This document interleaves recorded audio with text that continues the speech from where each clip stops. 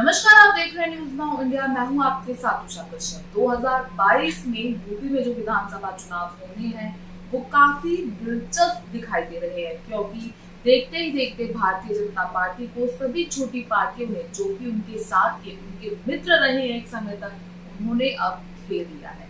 चाहे बात वो ओम प्रकाश राजभर की पार्टी की हो या फिर संजय निषाद की पार्टी की, सभी ने आक्रामक रूप ले लिया है और बीजेपी को चारों तरफ से घेर लिया है। आपको बता दें, ओम प्रकाश राजभर जो कि सोहेल देव भारतीय समाज पार्टी के अध्यक्ष हैं, उन्होंने साफ तौर पर ये साफ कर दिया है कि वो किसी भी हालात में बीजेपी के साथ समझौता नहीं करेंगे, यानी कि आगामी विधानसभा चुनावों में बीजेपी का साथ नहीं देंगे। तो वहीं संजय निषाद की निषाद पार्टी ने भी अपना चेहरा उप मुख्यमंत्री के तौर पर बीजेपी के सामने ये शर्त रखी कि संजय निषाद का चेहरा उप मुख्यमंत्री के तौर पर रखा जाए। तो इन दोनों पार्टियों ने ही बीजेपी को आंख दिखाई है, या फिर ये कहे बीजेपी को टक्कर देने की कहीं ना कहीं कोशिश की है। आपको बता दें, ओम प्रकाश राजभर के पास ज्यादा दलित वोट हैं, तो वहीं संजय निषाद के पास आदिवासी वोट हैं। तो अगर हम बात जेडीयू की करें, तो जेडीयू और भारतीय जनता पार्टी दोनों ही मिलकर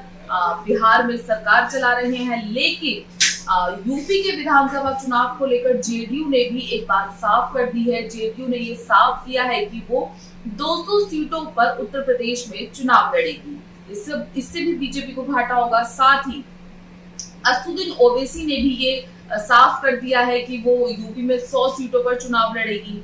सपा ने ये साफ किया है वो किसी भी बड़ी पार्टी के साथ गठबंधन नहीं करेगी। तो वहीं बसपा ने भी ये साफ किया है कि वो अकेले ही चुनाव लड़ेगी। तो अगर हम बात यहाँ पे रामदास अठावले की करें, जिन्होंने जो बीजेपी के समर्थन में रहते हैं, उन्होंने भी ये साफ किया है कि अगर वो यूपी में चुनाव लड़ते हैं, रामदास अठावले ने दिलचस्पी दिखाई है उत्तर प्रदेश में चुनाव लड़ने के लिए, लेकिन उन्होंने ये बात साफ की है कि अगर वो उत्तर प्रदेश में चुनाव लड़ते हैं तो उन्हें 10 सीटें चाहिए। तो बीजेपी के जो अपने लोग थे, उन्होंने ही बीजेपी की मुश्किलों को बढ़ावा दिया है, बीजेपी की मुश्किलों में 4 चांद लगा दिए हैं। तो अब देखना ये होगा कि बीजेपी ने जो लास्ट टाइम एक बेंचमार्क क्रिएट किया था 300 प्लस सीटों का, इस बार बीजेपी उस बेंचमार्क को छू पाएगी या फिर बीजेपी इस बार ध्वस्त हो जाएगी। आपको बता दें, पिछले विधानसभा चुनावों में बीजेपी ने 404 में से 325 सीटों का आंकड़ा छुआ था अपनी सभी पार्टियों के सहयोग से।